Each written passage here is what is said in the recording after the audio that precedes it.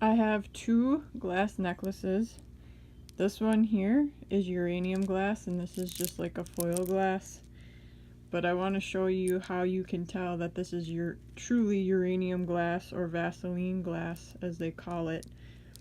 One big way you can tell is it kind of has an opaque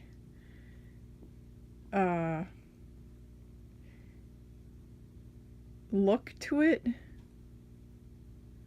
And then the other way is you can test it with a black light. And I'm going to show you how to test it with a black light. Turn the light off.